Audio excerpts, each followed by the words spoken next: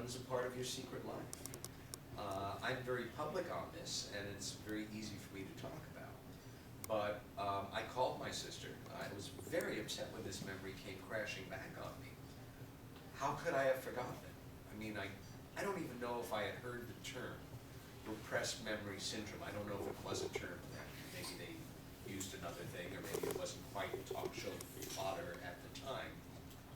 But I knew I was, I knew I was me. I was sane, I thought. All I wanted to do was be a painter and a photographer and an artist. And this couldn't have happened, because how could I have ever forgotten it? It was too significant. But forgotten it I had. And I got very upset, calmed myself down, had a cup of tea, thought about it for a while. My sister had been standing right next to me, and I thought, well, I've only got one shot to do this right. I can call her up and say, I just remembered something that happened to us, and this was it. Is that what you remember?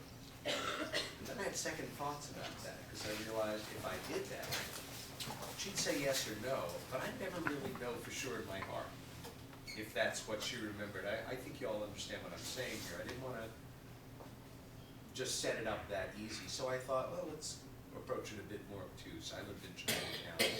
Helen lived on the Lower East Side, so she was a mile or so north of me, and I called her. Good time to talk, yes.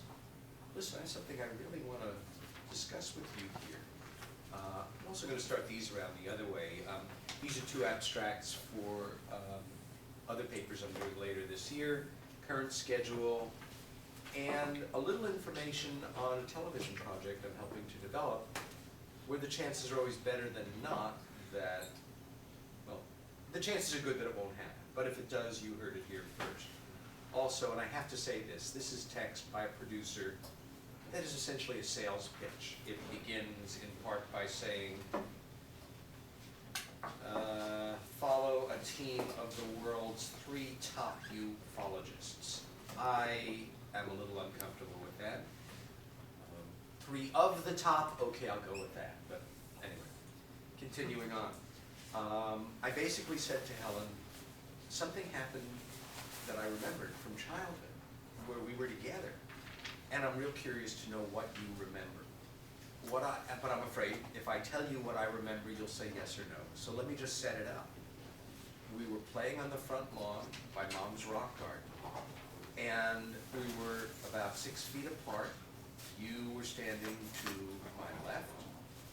And it was a beautiful late morning or early afternoon, as nice as it gets. And there was no one on the streets, no other cars playing, no kids. And she stopped mid-sentence laughing. And she said, stop, I know what you're talking about. Wow. And she told me exactly what I remember. This is now more than 40 years later.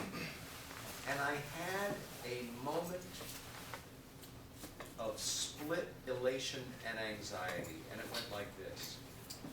Oh my God, they're real. Oh my God, they're real. Now, I remember as we stood there and I looked at these things, I went through a reaction that I now call the checklist reaction. And several hundred interviews later, in the course of being an investigative writer,